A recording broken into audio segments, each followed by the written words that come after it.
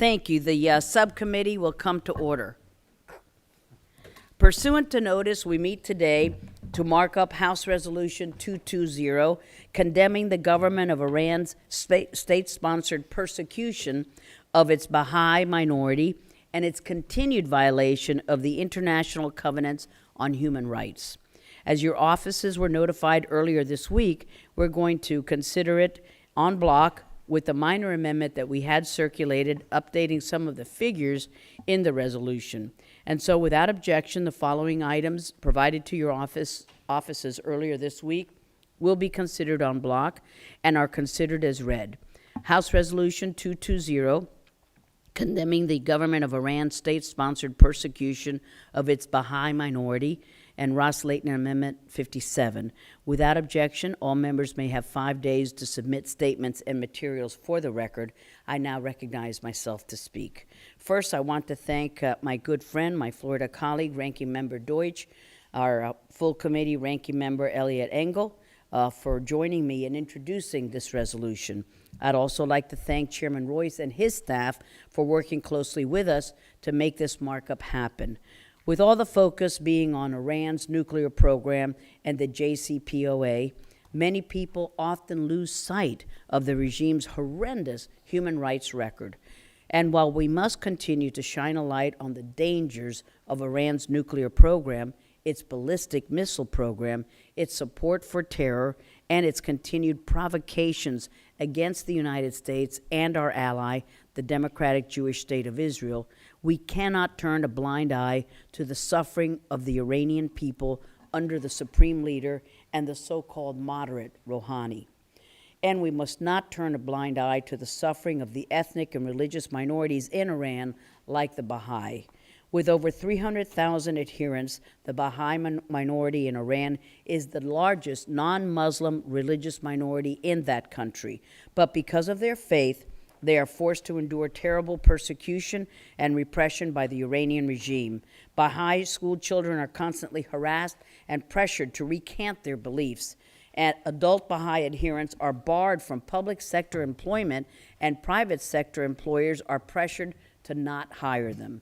The Iranian regime will not recognize Baha'i marriages, and worse, Baha'i cemeteries and holy places are constantly attacked and destroyed. Members of this religious minority are routinely subjected to arbitrary arrest and detention, and their homes are frequently raided and their property is being confiscated. Hundreds of Baha'i have been killed by the Iranian regime since the 1979 revolution. Scores have been executed and thousands more have been imprisoned.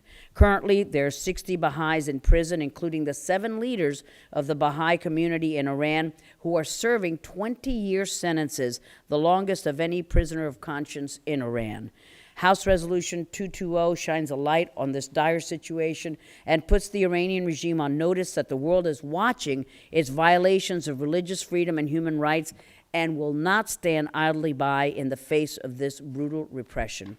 This resolution calls on the Iranian regime to release the imprisoned Baha'is and all other religious prisoners. It urges the President and Secretary of State to condemn the Iranian regime's continued violation of human rights, and this resolution urges the President and the Secretary of State to impose sanctions on individual Iranian officials directly responsible for human rights violations in Iran.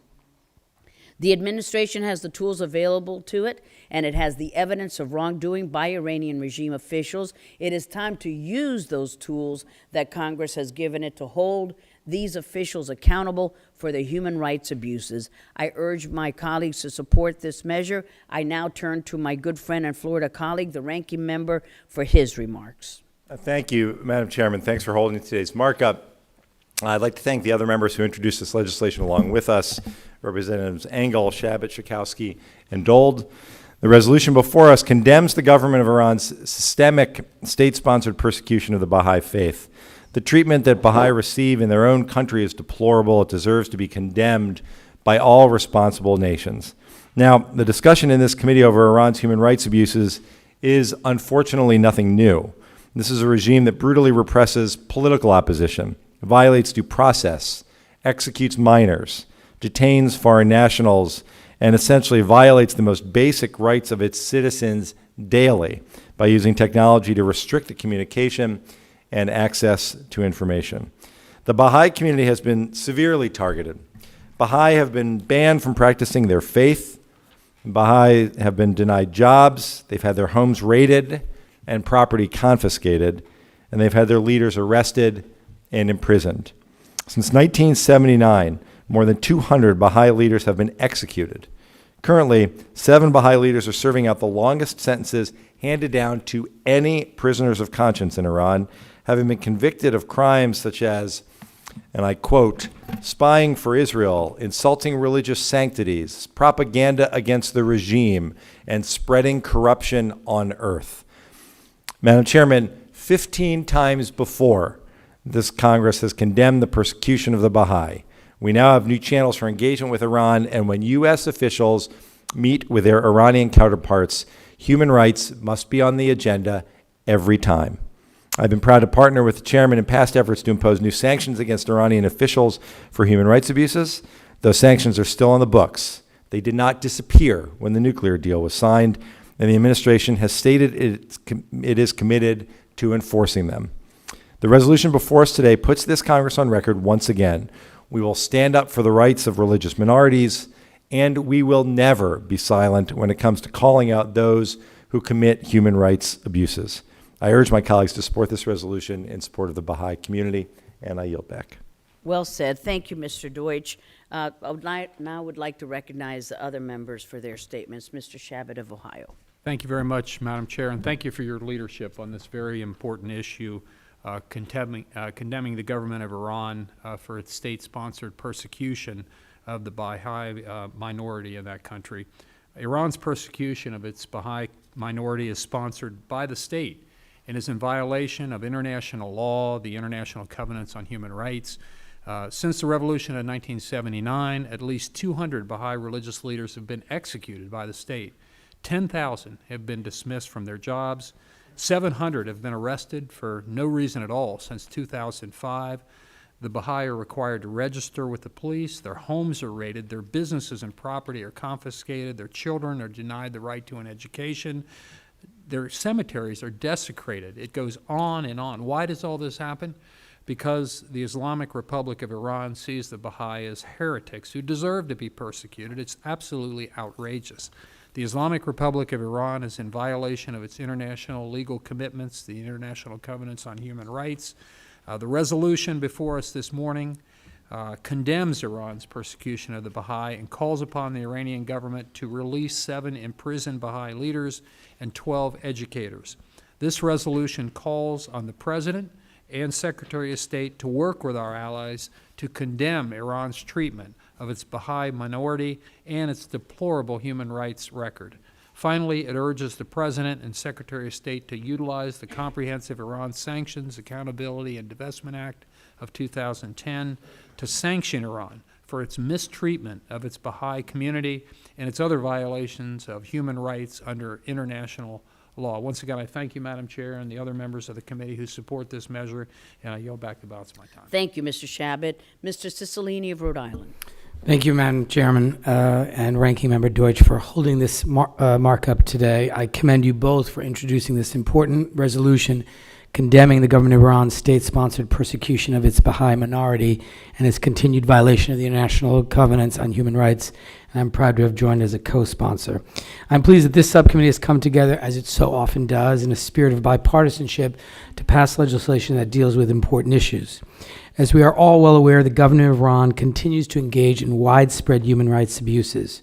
A March 2016 report of the UN Special Rapporteur on the situation of human rights in the Islamic Republic of Iran found that Iran is in violation of its international human rights obligations by continuing practices that criminalize the exercise of fundamental human rights.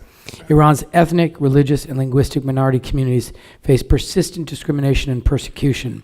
The government of Iran systematically discriminates against religious and ethnic minorities, including Baha'is, Christians, Jews, Sufis, Zoroastrians, Kurds, Arabs, Baluchis, Turkmen, and Azeris, and Muslims deemed as divergent from state ideology, among others. Baha'is are the country's largest non-Muslim religious minority. Since the 1979 Islamic Revolution in Iran, systemic persecution of Baha'is has been a matter of government policy. The Iranian government's attacks on Baha'is have been on the increase. And since 2005, more than 860 Baha'is have been arrested, including all 7 members of a former leadership group serving the Baha'i community of Iran.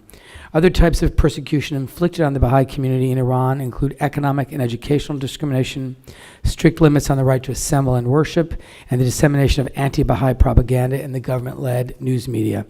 Attacks on Baha'is or Baha'i-owned properties go unprosecuted and unpunished, creating a sense of impunity for attackers. Aside from anti-Baha'i persecution, Iran's other human rights violations run the gamut. The Guardian Council of Iran disqualified thousands of candidates from running in 2016 parliamentary elections, and the 88-member Assembly of Experts and continues to tightly control all election activities. According to the Committee to Protect Journalists, as of December 2015, Iran held at least 50 journalists, bloggers, and social media activists in detention. Iran carries out the second highest number of executions of any country in the world after China. And according to the Human Rights Watch, more than 800 individuals were reportedly executed in 2015, most for drug-related charges. Widespread impunity remains in place for police and security forces that commit human rights violations. The Penal Code criminalizes all sexual relations outside of marriage, and individuals can be put to death for consensual same-sex conduct. Women remain significantly underrepresented in politics and government and are denied equal rights in divorce, child custody, and inheritance. The government of Iran provides no protection to women and children forced into sex trafficking, and officials have been complicit in sex trafficking frequently. We must continue to expose blatant violations of human rights around the world. I therefore strongly support this important resolution, which condemns Iran for its systemic, state-sponsored human rights abuses, and urge all of my colleagues to do the same. And with that, I yield back. Thank you so much, Mr. Cicilline. We will turn now to Mr. Grayson of Florida. I have no statement on this. Thank you very much. Thank you. Hearing no further requests for recognition, the chair now moves that the subcommittee favorably report the items considered en bloc to the full committee. All those in favor say aye. Aye. All opposed, no. In the opinion of the chair, the ayes have it. The motion is approved, and House Resolution 220 is reported favorably to the full committee as amended. I want to thank all of the members and the staff for the assistance and cooperation that went into today's markup. Thank you so much. And with that, the subcommittee stands adjourned. Thank you, ladies and gentlemen.